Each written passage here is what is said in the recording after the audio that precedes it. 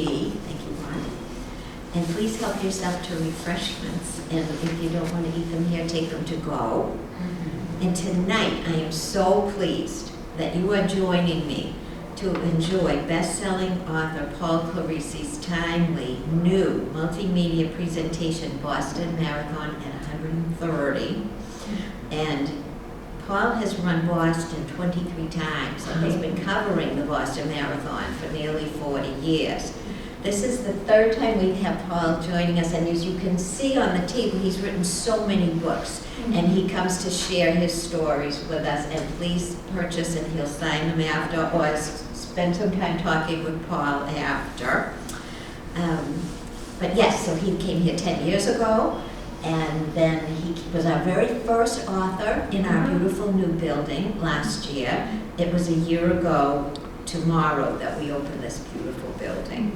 And now here we are again. So thank you. Could you all please join me in welcoming Paul Clerici? Sure, it's been a year.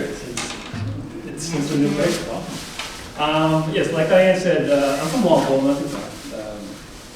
30, 40 minutes down the road. And I've run Boston 23 times from 1990 to 2012, and I've been covering it since the late 80s. So between those two experiences, there's so many stories. So I would say it's 130 years old. So I've written several books in the history of Boston. There's so many great stories, like I say. The history of the Greater Boston Track Club, which Coach Bill Squires, who used to live in Melrose, for those of you who may or may not know, was the coach of the Greater Boston Track Club. And out of the Greater Boston Track Club, all the American winners of the Boston Marathon, Bill Rogers, Greg Meyer, Alberto Salazar, Paul Hall, even Jack Foles, who got some advice from Coach, came out of the Greater Boston Track Club. And also Melrose, Clarence DeMar, 7-time winner, used to live here, and Bill Rogers, for a time, used to live in Melrose, who won Boston 4 times. So it's very rich history, this town. And good road too. I've run a few in Melrose, and through the running club and individually. It's just a great place to run, as you know. So with this talk, I speak every year about the Boston Marathon based on my books and the history, but I change it every year based on different themes. And this year, with 130 years, I thought I'll go chronologically with some of the big trailblazing milestone moments, like first women, first wheelchair athlete, things like that. But I always start at the beginning. In 1897, the Boston Marathon started in Ashland, Massachusetts, where I took this photo of this beautiful mural is in Ashland. For the 1896 Modern Olympic Games in Greece, some of the U.S. team were BAA members, Boston Athletic Association, and they loved the events. They did well. They medaled, and at that time, the BAA had the BAA Games here in Boston. There's a track where the Boston Public Library is, and Weston Hotel used to be a track, and then BAA held their multi-event games there. And with this new distance called the marathon, about 25 miles or so at the time, 24 and a half-ish, in Greece, they loved this idea, and they brought it back with them. They said, let's end the BAA games with this marathon. We'll just measure the distance. And they had a few possibilities. Well, they couldn't go east into the water. They do have fun. One of the initial ideas was to replicate Paul Revere's ride, which is a connection of Patriots Day. And if you remember from your high school, I think it was only about 16 or so miles after going over the Charles. And they abandoned that idea because it was too long since the actual ride to know where everything was. So they didn't want to go to New Hampshire or Rhode Island, so they went west. And they used the train, which is the current commuter rail. And they figured that'd be great. The train from Boston can bring the runners and the spectators and the officials, and it'd be easier just to go up and down the course. So 24 and a half miles happened to be right here at Pleasant Street in Ashland, which is about a mile from the current start. You can visit, it's a great place to visit. Right at the end of the Sudbury River, Metcalfe's Mill used to be, it burned down in the 30s, but there's a building there that made boxes for shoes. And 18 men signed up, 15 men started, and 10 finished. I don't know where the other 5 went. Maybe they're still running, maybe they took a train, I don't know. But 10 men finished right on Pleasant Street, and the first 2 years, that's where it was, right on Pleasant Street here. This is the more current photo of the same location. Here's the Sudbury River. Metcalfe's Mill used to be right here. It's now Marathon Park. Ashland's really doing nice with bringing attention to this area in a couple of different phases. They've created like nice walkways here with plaques that tell you all the information about the Boston Marathon in Ashland. The first 27 years was in Ashland, and I'll explain how that moved. So all the Clarence DeMar years and things here, they talk about. So it's a neat place to visit, and you can actually see where the actual start line was. The first 2 years right here, and then finished on that track. Then the BA built their clubhouse on Exeter Street. Again, near the library, it's not there anymore. So to have the marathon finish in front of that clubhouse, they had to move the start, so they readjusted the start to right about here. There's a bridge that goes over the tracks. It's still there, it's a roadway. So 1897, 1898 here, and the next 6 or so years on this bridge. Then they moved it a third spot in Ashland at the current 4-kilometer mark on 135.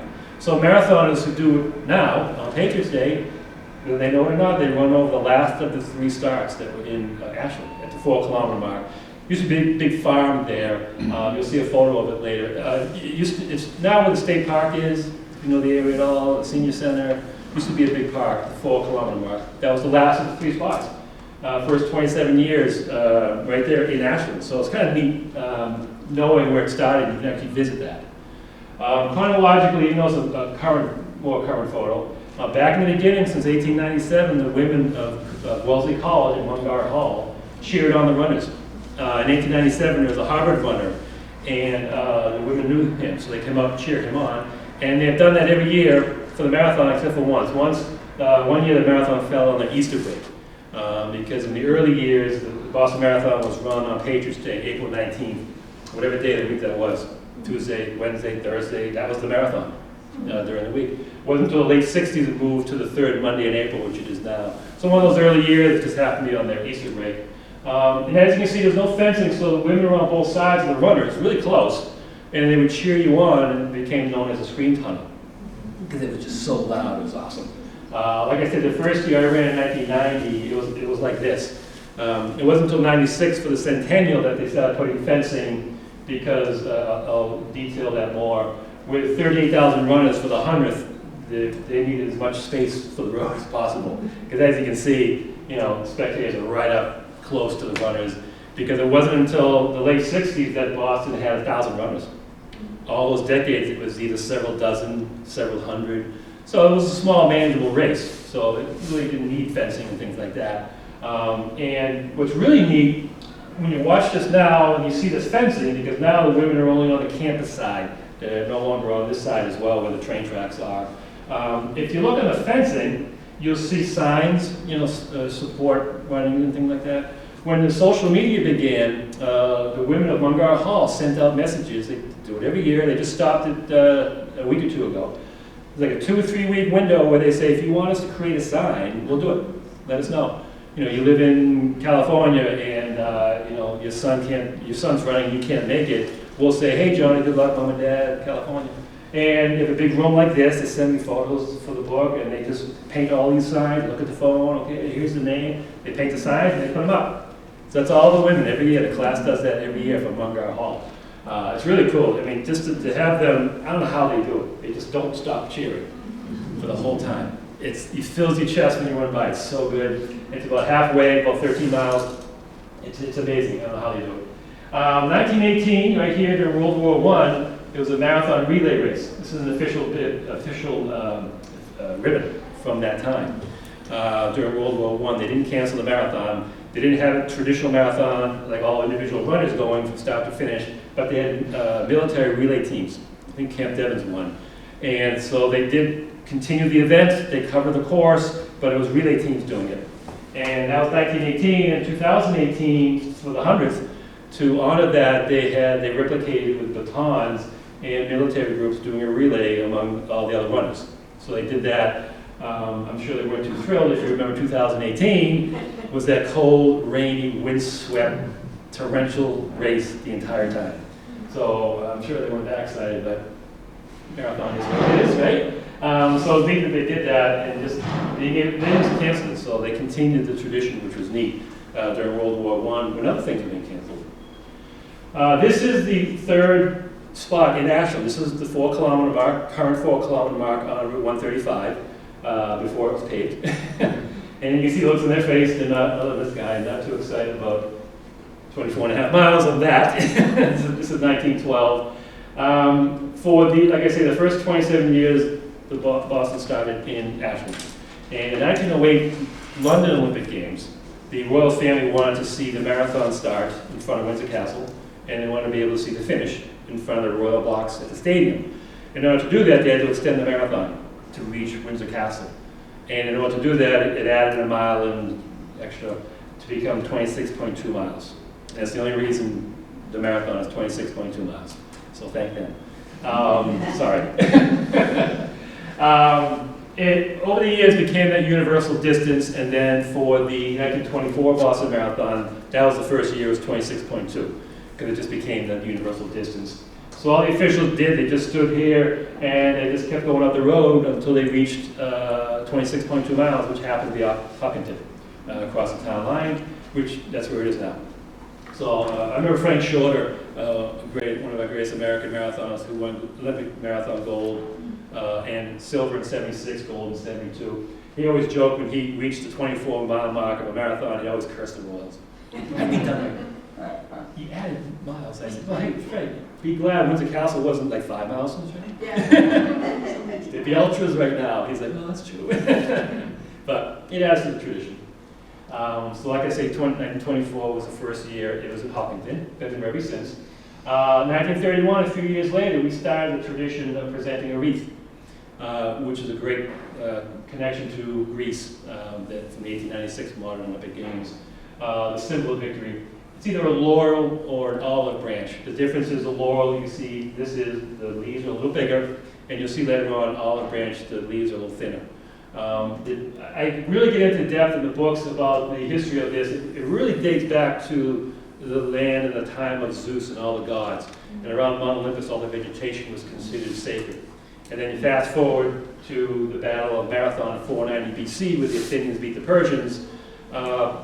In Marathon, Greece, is this big mound called the Tomb of the Athenians, where the Athenians are buried. And around that tomb are olive trees.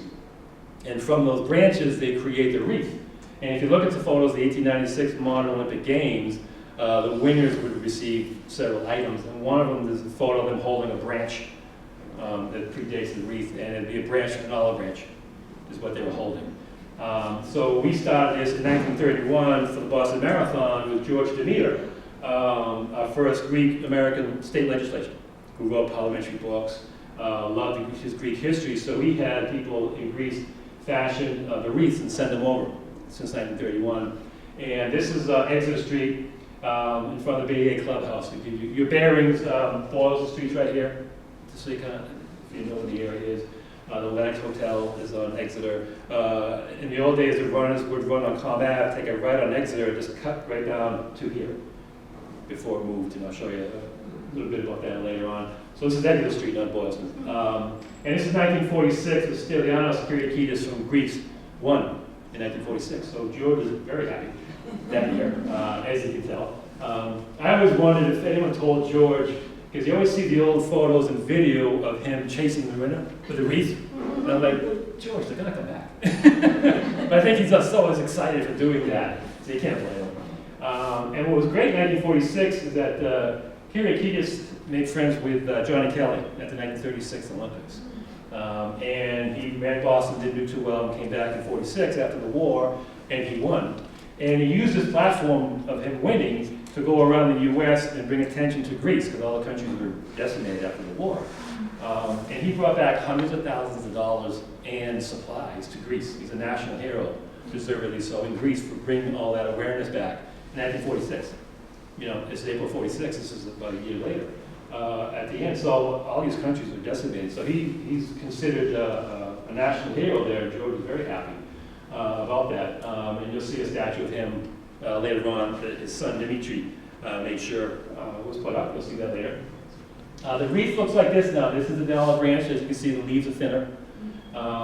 In the 70s, the Alpha Omega Council here really took over and really made it a nice ceremony. Before, with George, he just get it from his friend at the airport, be in the backseat of the cab, and come over and he presented. It was still great to have. But now it's a beautiful ceremony. I took this photo at the Greek consulate. It's either at the Greek consulate or the Great Hall at the State House, or the past couple of years, it's us in the 52nd Observatory at the Peru. We've been up there and you go look at the city. It's a beautiful ceremony. The first year it was gold dipped was 2010 for the 2500th anniversary of the Battle of the Marathon. Then it was gold dipped the second time in 2014 for the first anniversary of the bombings that Mev Keflezighi won. And interestingly, Mev Keflezighi has the gold wreath from Boston, but he also has a wreath from the 2004 Olympics in Greece, because he won a medal there in a marathon and received a wreath. And it's interesting because I contacted the International Olympic Committee for the story, the books about the wreath and the connection. And I was told there's no Olympic charter that the wreath has to be presented at the Olympic Games. It's up to each host city. And there's only been 4 in the history of the Olympics, 4 Olympics, that wreaths were presented to the marathon winners. So we've been doing it longer than the Olympics from 1931. It's kind of neat. And Mev has both. He has the one he got from the Olympics and this one. And he goes, this is heavier. I like this one. I go, well, it's gold. He goes, I know, it's great. It's not solid gold. It's the actual wreath dipped in gold. So it's kind of neat. So if any leaves fall off, he picks it up. So there's the great, like I say, it's the Thursday before the Boston Marathon coming up that they have that ceremony, which is really neat. That again started in 31 and has just continued on. In the 60s, I'll go from right to left. I took this photo for the 100th in 1996. These women were speaking there. And I'm glad they stood in some sort of order that I can present this. This is Roberta Bobby Gibb, the first woman to finish the Boston Marathon in 1966. She's from around here, Bay State gal. But in the 60s, she was out west working on one of her degrees. If you ever get a chance to talk to her, she's fascinating. She studies neuroscience. She has a law degree. She's a sculptor. She creates statues and artwork. She's an author, a writer. She loved to run 20, 30 miles at a time. She'd be out west. She was telling me she'd go on the forwards for one of the books. And she'd say, I drive up and see this beautiful mountain out west. I get out, I run on the mountain and back. She loved running. She loved nature. And she found out about the Boston Marathon, so she applied for the BAA in the mid-60s to run. She goes, this is great, what an event. All these people running this event. But she was not aware at the time that the AAU, the Amateur Athletic Union, the governing body of all this country's races, didn't allow women to run the marathon distance in their races. It wasn't the individual races that didn't allow it.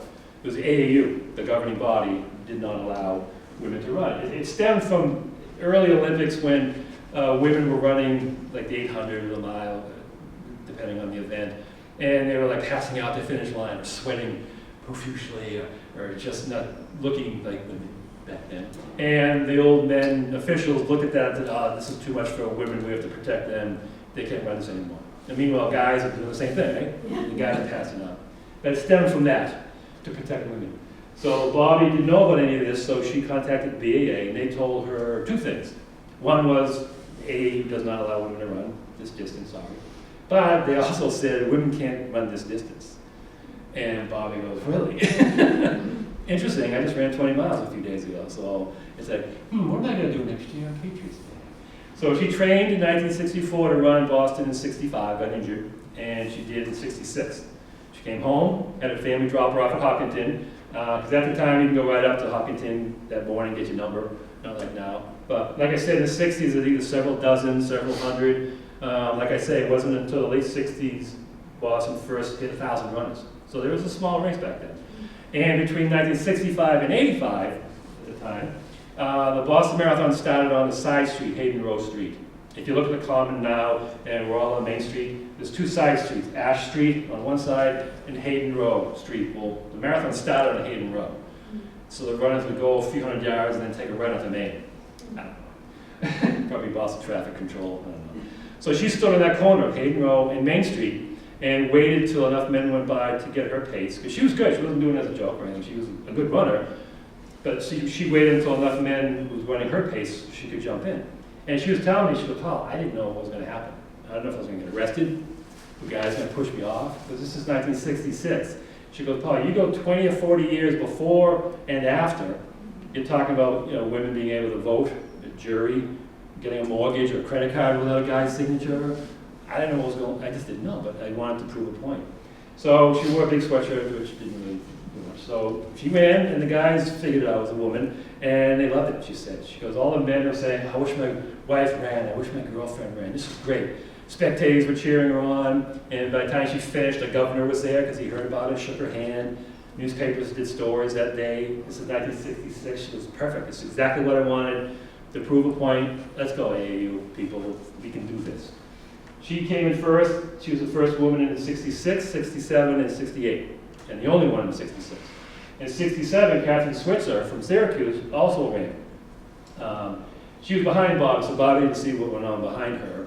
But Catherine's the one you see the black and white photos of the race officials trying to get the bib number off of her, because she got a bib number through her coach in Syracuse. And it was a kind of a wet, stormy day, so everyone stayed in the car, but the coach went into the school to get everyone's number. People will always ask, well, didn't they know she was a woman getting a number? But at the time, one person could get a bunch of people's numbers. Also at the time, you needed to get a physical, or you could provide a doctor's note. So she had a doctor's note, so there was no physical. So, that's why they obviously didn't see her walking into the school to get the bib number.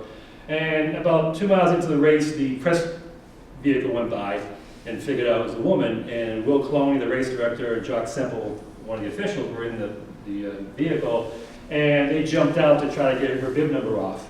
That's what you see. They weren't trying to attack her, they were trying to get the bib number off, which they could have handled much better, obviously. But you run out of a moving vehicle towards something, it's not going to look good. So between those photos and Bobby in 1966, it really kind of advanced the conversation of like, come on, women can do this, Sarah Bay Bourbon out of Cambridge ran with some other women in the ensuing years. She came in first in 69, 70, and 71. So now you're starting to get, come on, we can do this. Which prompted women like Nina Kushik out of New York to petition the AAU and say, look, just here alone, the past 6 years, look at what we've been able to do, let's go. So the AAU finally said, okay, women can run, we'll allow women to run our marathons. Title IX came out in 1972, equal federal funding for women. And ironically enough, Nina won the 1972 Boston Marathon, the first year that the AAU would allow women. And the doors that these 4 women opened up helped women like this, who we all know, Joan Benoit Samuelson out of Maine, who about less than 20 years or so from Bobby's first foray into Boston, she won the Olympic gold medal in the inaugural women's marathon in 1984. So it's a neat connection, and predominantly local. She's New York, but New Englanders, and Boston, it really sparked that. And to really cement the connection with Joni, she's won Boston twice, but she's also won the Olympic qualifier in Olympia, Washington. As you know, qualified as the top 3 qualified to compete in the Olympic Games. And she won the qualifier to get into the 1984 inaugural women's marathon. The trophy that the top 3 women received was a nice statue of a female runner that was created by Bobby. So, and Joni said of all of the awards and things she has, she really reveres that one. Because you have Bobby creating the, nice woman figure of running. The top 3 women got in the qualifier. So it's a neat kind of connection in the 60s for that trailblazing aspect of Boston, which was quickly followed by the 70s with Bob Hall, who unfortunately just passed away a few days ago.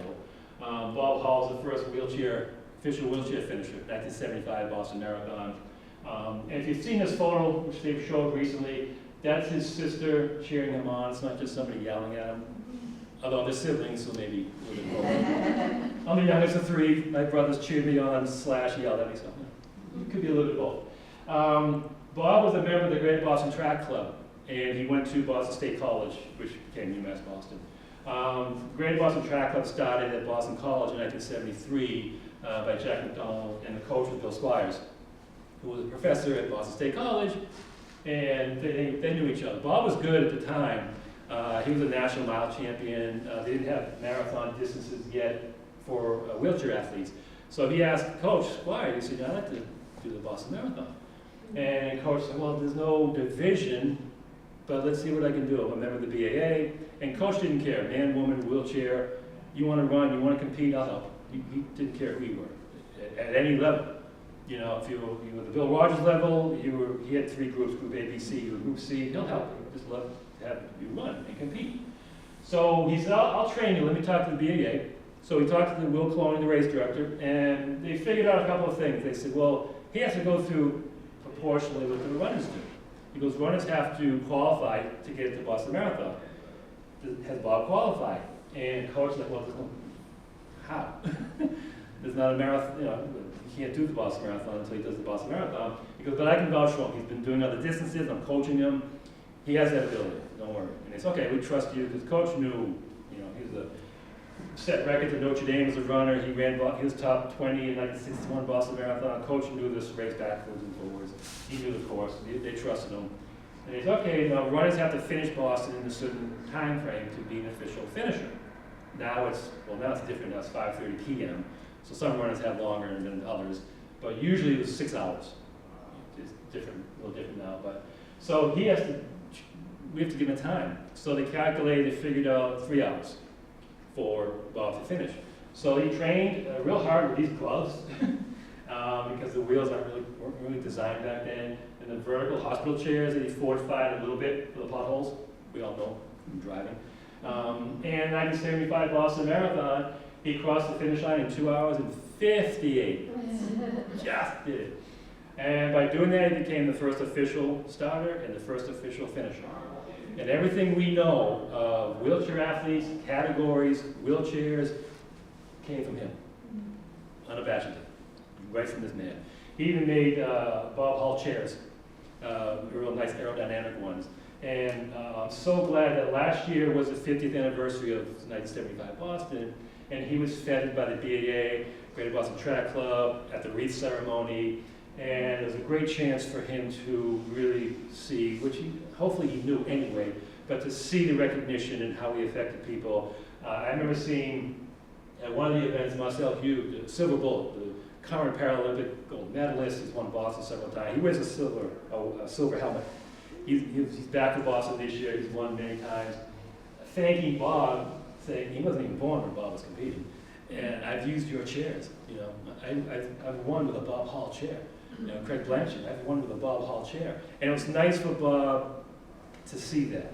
And it was so heartwarming, especially now that he was able to get that recognition in person from so many people. So that was so nice for that. And then 2 years later, 1977 Boston Marathon also served as the National Wheelchair Championships, which he won. So he opened a door for all those categories that you see, Paralympians that wear the blades, the different levels of wheelchair athletes in the 70s, all started like in the 70s that we see now. Which leads us to a turbulent 80s, if we all know, that's Rosie Ruiz, after the 1980 Boston Marathon. The early 80s, mid-80s were tough for Boston. It didn't start well in 1980. Rosie Ruiz was the first woman to cross the finish line in the 1980 Boston Marathon. The same year that Bill Rogers won, you can tell with his incredulous look that there is some doubt to this. I remember asking Bill about this photo. Like, okay, what's going through your mind? He goes, what do you think? They knew instantly, very quickly, that she didn't run the Boston Marathon. You could just tell. If you know a marathoner, watch TV, you're running yourself, you just look different after running a marathon, right? The cheeks are in, the sweat is salt. You just look different. Whether you're an elite athlete or back of the pack, you just look different. She looked pretty fresh across the finish line. And at the time, for those of you who remember, it was a noontime start. So at noon, men and women went off at the same time. So the pro women have to look through the men to see the other competitors. Whereas now, the top women, 30 or so women, go off together. And the top men go off together so you can see your competition. But back then, you couldn't. And she also wore a bright yellow shirt. And I don't advocate this, but if you're going to cheat, don't wear a bright yellow shirt. So she also, her time when she crossed the finish line was like a top 10 time in the country. You kind of know who the top women are, even if you don't. You know, there are dark horses that come out of nowhere, but she came out of nowhere. And they investigated pretty quickly, but this is the press conference right afterwards, and she just couldn't answer the questions either. Ironically, Catherine Switzer, who was covering it for WGBH at the time, that was broadcasting delayed, was asking her about intervals, which, for those who don't know, intervals, when you train, you vary the speed, fast, slow. I'm simplifying, but it's like fast, slow, so when you replicate that in a race, when you have to pick up the speed quickly for a short distance, you've trained for intervals. and asked her about her intervals, and she's like, what's an interval?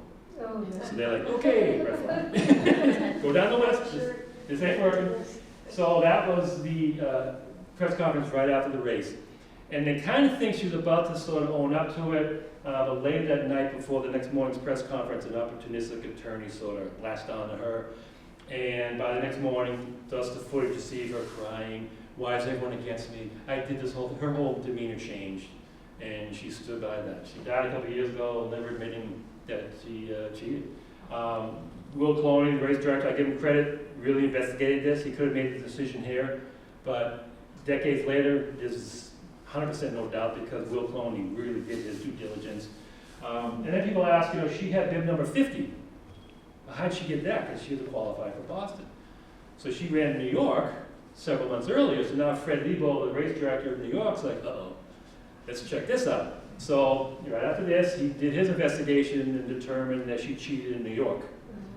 So he disqualified her in New York. Apparently what she did in New York was she did part of it, went on the subway, the train, wherever it is in New York, went to the finish line area, had a Mylar blanket on and stuff, was outside the finish line chute, and a volunteer saw her, still dressed with everything with the Mylar blanket, assuming she had just finished, brought her back into the chute, recorded her time, brought her to the medical tent, whatever she needed.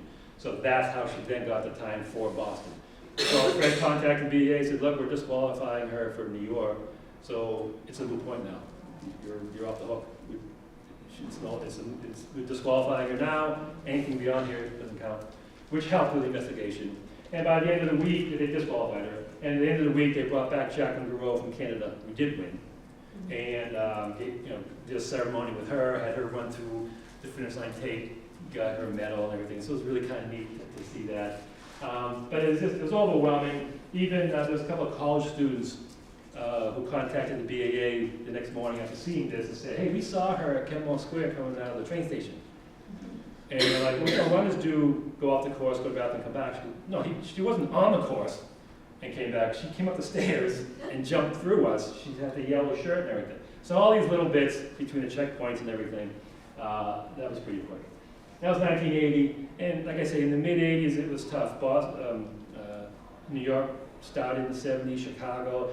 Other big marathons, big city marathons were starting, prize money was being offered, finisher medals, neat t-shirts, and Boston didn't do any of that. They were kind of behind a little bit. And the BAA at the time was thinking, well, you run Boston because it's Boston. It's like, well, yes and no. Yes for people like me, but really no for the elite athletes. It's their job.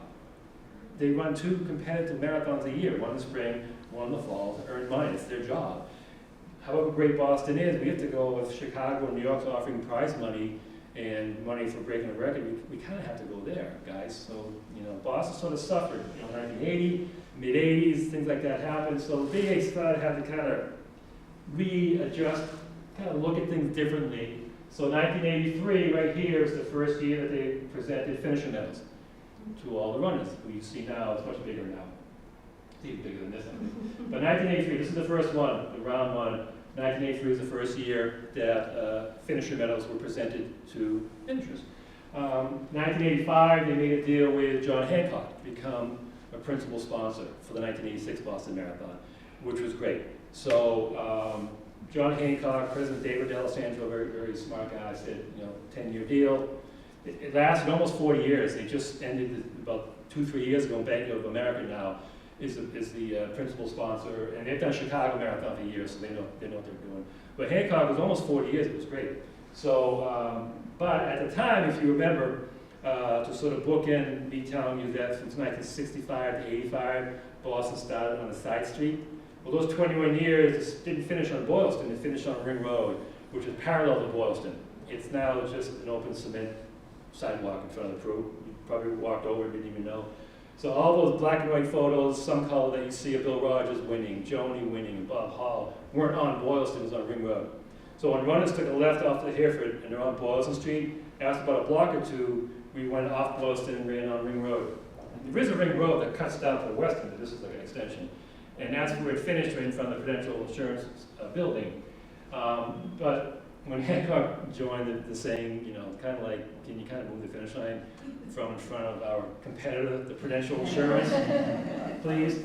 down the road maybe, closer to the John Hancock Tower. So for the 86 marathon, that's why it's down in front of the Boston Public Library, closer to the John Hancock Tower, starting in 1986, which is where it has been, give or take, since. And what's interesting is that with Bank of America joining, I remember joking with some people at BEA, I said, you moved it from Prudential to near the John Hancock Tower when they came on board. I go, a couple of blocks down on Boston, there's a big Bank of America branch. Are you going to move the finish line again for them? No, don't. It's fine where it is. We're keeping the finish line where it is right now. But that really opened up, that infusion of funding really opened things up, brought the international athletes back, able to present big checks physically and monetarily to the winners. But it was more than this, more than just prize money that the international athletes were able to get. There are other things that the money really helped. John Hancock, through the BEA, created things like this at the Elmwood Elementary School, Hopkinton. All these kids started to learn about some of the African countries, because around the mid to late 80s, Ethiopia was the first African country to win Boston. In the late 80s, Kenya started to win because they started to train similarly to the way the Greater Boston Track Club actually did in the 70s. Now everyone trains this way, where you train as a group, you train very hard as a group, your 208s, 209s, very close together, and when that group runs, you run the same way until you get to a certain point, and it's like usually someone's race who breaks free kind of thing. Well, that's what Coach Squires did with the Americans in the 70s when the running boom started. It was a great idea. On any given Sunday, you would see Bill Rogers and Salazar and Bob Hodge and Randy Thomas and Greg Meyer training together on the course through Boston and Wellesley and Framingham. It's just like a Hall of Fame training. And then when they ran together, they trained like that. They knew who was good, who was this, who was that level. And then at some point, one of them would break free. They all wanted to win, so no one was giving it away. But it just pushed themselves, and Kenya is doing that now. And other countries are as well. But with the dominance of the Kenyans, the school started to create part of their academics learning about Kenya, learning about the culture, the language, the education. So Marathon Week, the elite athletes would visit an assembly, they would talk to the kids, tell them more about the education, speak the language, run a little bit. I mean, as an elementary school kid, what an awesome opportunity to get that from, and they loved it, as you can see, they loved doing this. Because as an elite athlete, you want to do as minimal as possible right before a race, especially with days leading up. But they love coming here, as you can tell, and they do it every year. It's really neat. So that infusion of money wasn't just, like I say, prize money. It was other things that they were able to enhance with Boston, one of which was the signage. I remember when I first ran in 1990, it was nothing like this. You'll see a finish line photo later of the 100th, which at the time we thought was awesome. When you look at the 100th banner at the finish line, it pales in comparison to this. This is a photo bridge. The TV stations are up here covering it. You have a new Champions Trophy that the male and female athlete holds on to with their gold wreaths and everything, and the signage along the way, fencing along the way. Really kind of brought it up to par and beyond, because Boston really needed that. So it really kind of gave it the look that it deserved, that it just didn't do earlier. And more runners were running it. The average is now 30,000, as we all know. But it's just neat seeing that. And the timing was good, too. 86 was the first year for Hancock and that money. 10 years later, the centennial of 1996, this is the Mylar blanket the runners received that you put on after you finish. Had the list of all the winners, the wreath was here, and this is the 1996 logo for the centennial. But the BEA had a few things to figure out. At the time, in the 90s, there's only 8,000 or 9,000 runners leading up to this, 1996. And some bandits, which are unofficial runners who don't have a big number, who would sort of join in after everybody went through. It was not encouraged, obviously, to do that, but the BEA didn't really take them off the course. Like in New York, the last couple miles in New York is on Central Park, and I've seen this because I've run New York.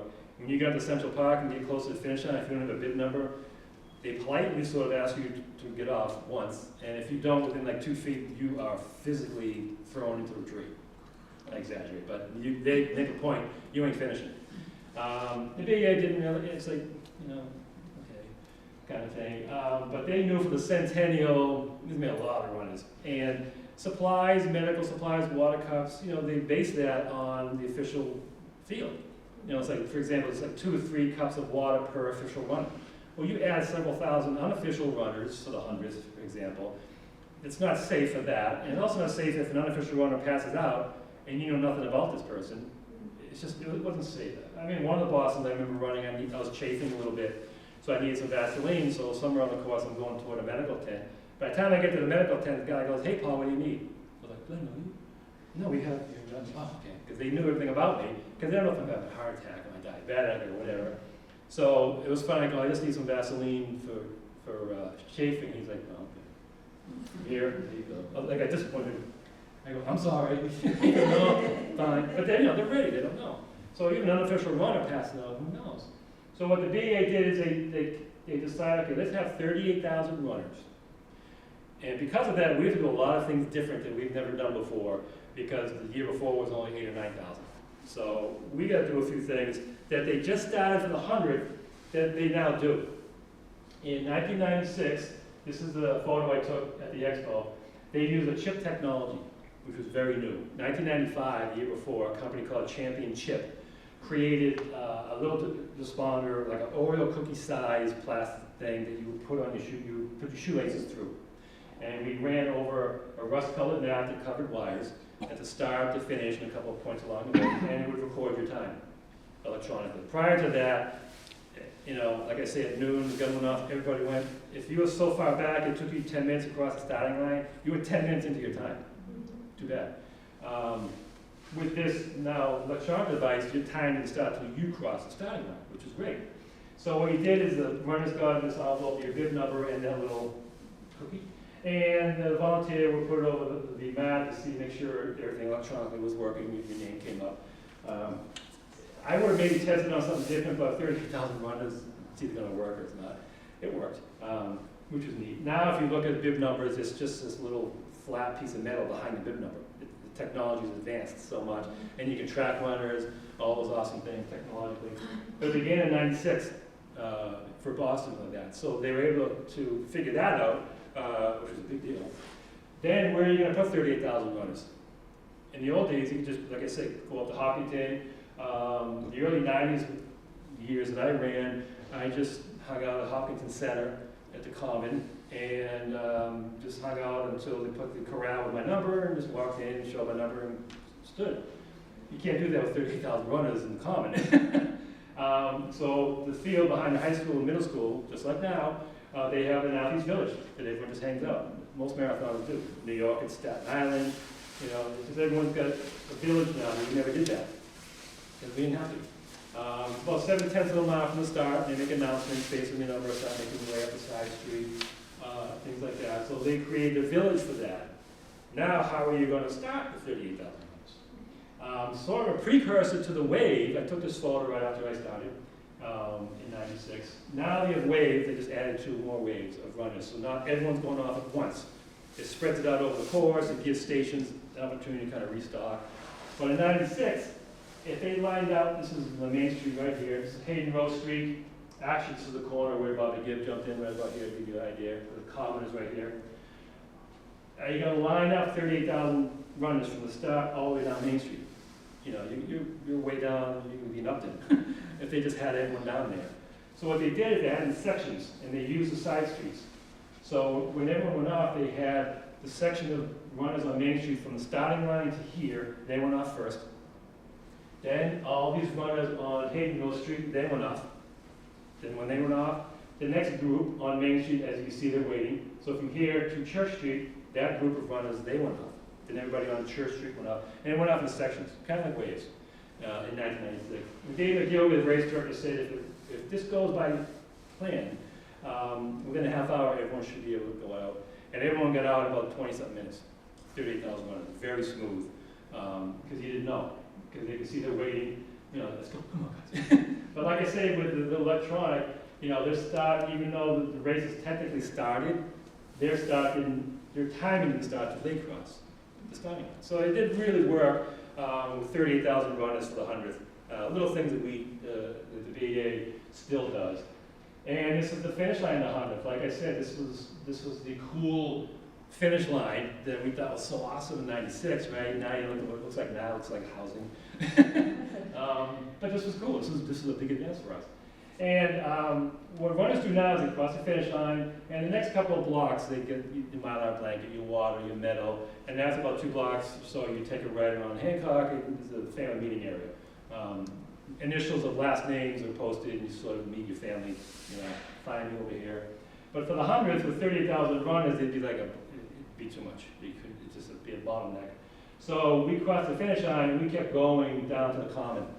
If people know how far away that is, like 5 or 6 blocks down to the Common. That's where you then got the school buses from Hopkinton had your clothing, but now you're like 5 or 6 blocks. I felt bad for people out of state didn't know where they were. Because I remember in New York, when I crossed the finish line in Central Park, that's probably around the 50s streets, and you kept going down to a field, which is down near the 80s, like 30 blocks away. I didn't know where it was. I'm 30 blocks away from the finish line, which is X amount of blocks away from the hotel. I didn't know where it was. Can't get a cab. So I felt bad for runners, for them doing that. And a little Easter egg here to throw away, that's me. My father took this. And it probably took like half an hour to find my father after this because, good luck trying to find that. So that's how that looked like. Then obviously the bombing in 2013. I took this photo the next day. Boylston Street was sectioned off as a crime scene for several days. So you couldn't access it. They were still collecting evidence. I'm standing at Hereford Street. So from Hereford Street and these group of people at Berkeley, for those who don't know, the side streets are alphabetical. That's Arlington, Burlington, Clarendon, Denver. So Berkeley's here, and so I'm on Hereford. So runners come up Hereford, take a left on Boylston. The whole area was a crime scene, like I said, and then they would shorten it as they progressed. And for one of the books, I talked to the Department of Health about this, and it was remarkable. The marathon already had a great system set up. Not for a bombing, but a great medical system set up. Right around the corner at the finish is a huge medical tent. There's medical tents along the way. Each hospital knows how to take care of the previous hospital that may need more help. One ambulance comes from a hospital, another one comes out, the next man comes up, so to speak. All hospitals know if they're dealing with heart attacks or broken legs, where to put which triage. That system was already in place for your normal marathon stuff that may happen. If you haven't noticed, there's always wheelchairs lined up at the finish line, and all along the way is communication. So when runners come up Hereford, there's people on walkie-talkies talking to these people here on a normal year, saying, hey, runner, bib number, whatever, wearing this, kind of wobbly, keep an eye on the finish, okay, and they're ready. I've been in the VIP section a number of years, and you'll see them like walking on their hands and knees, again, on a normal year, and a volunteer will come up and talk to them as they're going, because if they touch them or aid them, they can get disqualified. So the medical people will talk to them to kind of get a feel. Now, if they need help and they're 10 feet away, they don't care. They're going to pick them up and get them help. But if they know, all right, you still communicate, I can still hear you, you're still doing okay, as soon as he touches the finish line, boom, they're going to cheer the gun, because they know that they're so prepared. So for the bombings, they really had to jack it up, but the system was there. So when I talked to the Department of Health, they said other than the 3 individuals who did die instantly with the bombs, there were 250-ish, can't remember the exact number, of other people who were injured, from limbs to scratches to whatever level. They were evacuated within 20 or so minutes, and they all survived. And he said that is remarkable. You do not get that results on things like that. Because of the system that was already in place, the ambulances would you just turn it up, and the medical people know they just have a click on their head. The next several hours were blank. Then you kind of get a grip later. But when you're on, you're on. And they had so many systems in place. So when the ambulances were lined up near the library in the back, you don't really see it. So one came up, another one came up, another one came up. The hospital, we need 2 more, right? Like they came up. One hospital was for all the trauma. One hospital was for maybe broken bones. One hospital was for kids. Whatever it was, they're ready. Bang, bang, bang. And within 20-something minutes, they were all evacuated, and they all survived. It was remarkable. And that's the huge good that came out, that nobody died from all of that, no delays. Then you deal with everything else, investigating and stuff like that. So the fact that the system was already in place, thankfully, it was so smooth, he was telling me. But people still wanted to leave things. This is the end of Boylston Street in Berkeley, the other end of the photo. So all those news reports that we were watching every night basically came from here, a lot of them, getting updates. People were bringing flowers and running shoes and things just because of the temporary memorial. And when they cleaned this up, when Boylston Street was reopened, the city brought all this stuff up and they cleaned up Copley Square and they put everything there. And they added more fencing so people could put more stuff. And if you remember, it's a really, I have some photos of how that looked. It's really a nice place to go to just reflect on whatever you wanted to do for this until a permanent monument was put up. Probably 7 or 8 years later, it's this. One of my books, I go through all the statues and monuments along the route. I'll just pick a couple here. This is Boylston Street. This is at the site of the second bomb, the old Forum restaurant was. And there's an identical one down the road where the start is. It's 2 pieces, but 1 artwork. And I interviewed the sculptor about this. A lot of great detail. I'll just give you a little bit. He wanted to sort of represent the fragility and strength of humanity. And he did that with the spires. He had the fragility of the glass surrounded by metal to kind of have the possessing both. And it would light up like a beacon. That's why I took this when the shade was there so you could see the light, which was really beautiful. It's one of those simplistic pieces of art at first glance, but the more you learn or the more you get into it, it kind of envelops you. There's so many different things. The other one I'll tell you about is very subtle. And I bet you're looking at this now, you're thinking about something, but you don't know what it is. There's something different about this. The curve on Boylston Street just cuts across all the way down here. So what he did was he got permission to remove 2 parking spaces. How he got permission to remove 2 parking spaces from the city of Boston, I don't know how he did it. And he physically extended this, which he didn't have to. The spires, there's enough room here to put it on the sidewalk so people can walk around. But he did this on purpose. He physically extended this out and changed how this looks to represent how the bomb has changed us. Very subtle. So I'm sure when you first saw this, something in your head is like something's different. It's very subtle. And as I'm talking to him, I was like, wow, that's very powerful. That it physically changes. It's physically different the way it does physically change us. We're all forever changed by it. And there's other things, different kinds of stone from New England and everything. It's a beautiful monument. Again, it's 2 of them. One's at the finish line there too. And it took him a long time to do this for several reasons. He said, public art, you got to go through a lot of committees, a lot of chairs, a lot of meetings, because it takes a lot for public art. In addition to being sensitive to what it is, talking to the families, and then creating it. So it took a long time for this to get up, but it's beautiful the way it is, where it is too. And this is the Bobby Gibb statue that she created. That's at the corner of Main Street and Hayden Rose Street in Hopkinton, near the corner where she jumped in. Like I say, she's a sculptor, and for the 55th anniversary 5 years ago, they approached her to create a statue because she's a sculptor. And Bob was telling me, I was just going to do a general woman, or maybe I was going to do Joan Bright Sanderson. I'll do her because she's the first Olympic marathon. And they said, no, we want you to do you as a sculptor. She said, oh, I never done that. She goes, because she's done models before in motion. She captures motion really well in the sculpture. But she never has a model run in front of her in place for 2 hours while she's drawing it and who's going to do that? And now it's me. How am I going to, run in the mirror while I go, well, how did you do? She goes, well, part of it, I'm looking at my hand going, okay, it looks like that. So, okay, that's easy. And that's a picture, if you ever see the old photos in '66, that's one of the photos of her running toward the finish line. But she also said, this is funny, again, this was done like 5 years ago. She's 82 or 81 now. So she's late 70s 5 years ago when she did this. She goes, well, I'm looking in the mirror. I can't really put my 70-something-year-old face on my 22-something-year-old body. So she goes, I kind of flatten out the wrinkles. I said, oh, that was fun. Kind of like a Dorian Gray kind of thing. She goes, that was neat. Flatten out. And it was, they were doing construction here, so they were going to put it here 5 years ago for the 55th anniversary. But with construction, they couldn't, so it's been on display in front of the Arts Center down the road from here for the past several years. And then 2 weeks ago, they dedicated this. This is from 2 weeks ago. So it's right on the corner. So people who are going to be hanging out at the start line, this is Main Street and Hayden Road right here, you'll see it. It's just brand new. still has that new statues? No. It's It's nice. 2 weeks ago, it's beautiful, she's facing the direction, so I'm glad it was there right in time for the 60th, which is now. So that's kind of neat that that's there. And about a block away, we all know Team Hoyt, Rick and Dick Hoyt. This is Ash Street, the other side street at the Common, the other side. And it's about a block away, it's not near the Star, but you can see it from the Star. And it's from the old school. And the reason it's on Ash Street is that the Hoyts started behind the wheelchair athletes. And the wheelchair athletes lined up in a grid on Ash Street, and they were behind them.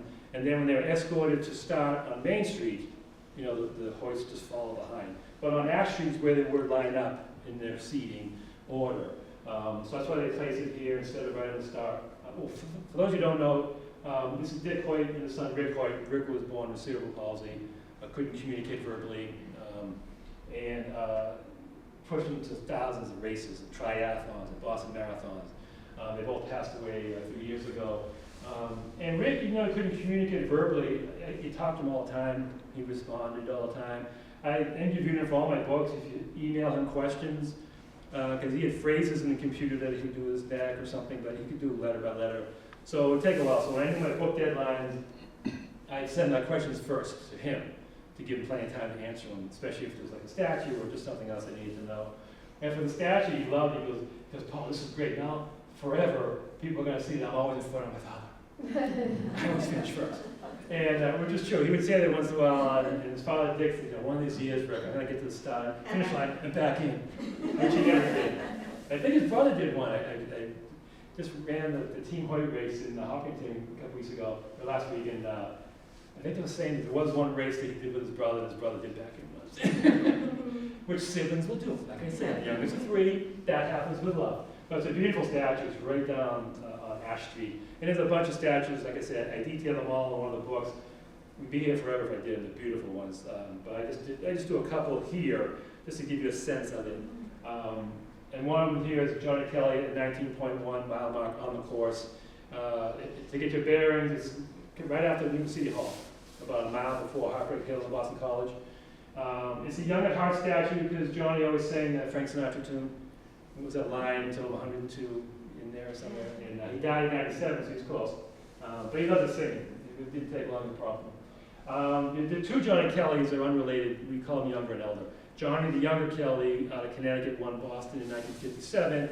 And Johnny, the elder Kelly, out of Arlington, lived on the Cape for decades. He won Boston in 1935 and 45. Came in second 7 times, top 10, Olympian. He ran forever. And this statue here, actually, the creator had a dream of having Johnny Kelly winning in 1935, holding hands with himself in the 90s.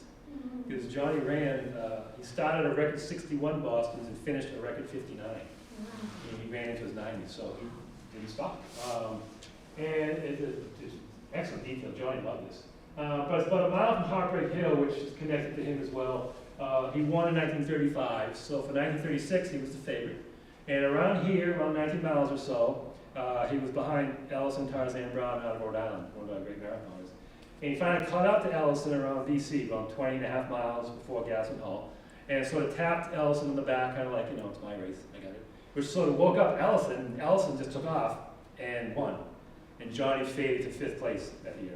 And Jerry Nason, the sports editor of the Boston Globe, who was covering all these races, said that move broke Johnny's heart. And it morphed it to Heartbreak Hill. And I was talking to Johnny several times over the years, and he goes, don't do that's stupid. I was a cocky kid then, you know, defending champion. But when you reach someone, you just keep going. You don't do what I did. Because half those second places or top 10 I could have won. I'm like, well, Johnny, you won twice, 10 years apart. It's pretty good. I said, you're an Olympian, 36 in Berlin, you know, you said hi to Adolf. I said, you kept running forever. I go, that's not bad. He goes, I know, but you always remember those. That you did something stupid. Like, yeah, you're right. We're runners, we always kind of remember those. That we should have done better. Right after the finish line, this is the Copley Square. This is the Centennial Monument that was dedicated in 1996. This is Boylston Street. So about a block or 2 after the finish line on the runner's right is this, with the marble posts, with the seal of the DEA and all the communities it goes through. The medallion represents the wreath on its edges here, and the red marble granite here shows you the elevation. Here shows you all the communities it goes through. And it's gray area that you can't really discern here, but you can in the photo. All of the names, years, and times of the male, female, open winner, wheelchair winner, and masters are engraved every year, right there, which will keep growing. Maybe that's why they have brick on there. It's going to keep expanding, which is great. So you're literally etched in stone, the winners. I had a friend of mine from Canada. She loved Boston. She worked for Hancock up in Canada. She was the 2008 Masters champion. She didn't know about this engraving. She knew about the monument. So I took her here, look at this, take pictures and everything. She just had surgery on her side. Look at this. It has all the winners' names. She just assumed it was the winners at first. I said, yeah, look at 2008. What's this person? She goes, oh, that's me. She was so excited as an adult. In the middle of Boston, acting like a 2-year-old, goes, this is how I got my name. This is great. I said, well, let me take a picture. Bend over a little bit. She kind of like threw herself down on the surgery thing. I'm like, great. Let me take a picture before you pass out. So she's like, on the ground, like this, going, like this, kind of, it affects you. And she's literally etched in stone. It's awesome to see that. So it's a beautiful thing too. There's much more detail. They moved it a year or so ago when they were redoing Coffee Square, but they've since put it back. And I was hoping they took a lot of pictures because there's a lot of little parts here to put it back. There's like thousands of pieces of things there. It looks correct because they have to completely. It's all stone. And it's a different Coffee Square if you've seen it recently, just different. So they had to take everything up first, but they finally put everything back. And I'll end on this photo. This they took up the finish line from the 52nd floor, so from about 700 and something feet up. I took this photo last year. Here's the Boston Public Library here. But this is the finish line, what the photo bridge looks like now with Bank of America. For channel 457, 25, everyone's here, photographers are here. And inevitably, usually a rookie runner will ask, why is the word finish upside down? Because when we run here, we cross the finish line and continue up. Why is it upside down? And I tell them, there's a bunch of photographers here taking your photos, so when you get your photo, you'll be able to read it. But it's a legit question because most races you run, you can read the word finish. So your first year, you're probably thinking, did I take a wrong turn? Am I supposed to come down there? Wait, what's going on? So that's, in some places have it both ways. So you can read it and for the photo, but it is kind of funny seeing it upside down. Like, did you turn the negative around? But that's the goal of everybody right here. With the flag waving and the legs. So like I said, it's 130 years this year, and I try to go chronologically of all the real big milestones. But if there's anything I didn't bring up that you want to know about, or I did bring up you want to know more about, feel free to ask. Like I say, we'd be here for days if I told you all the stories. It's 130 years. But any questions on anything that comes to mind? Yes?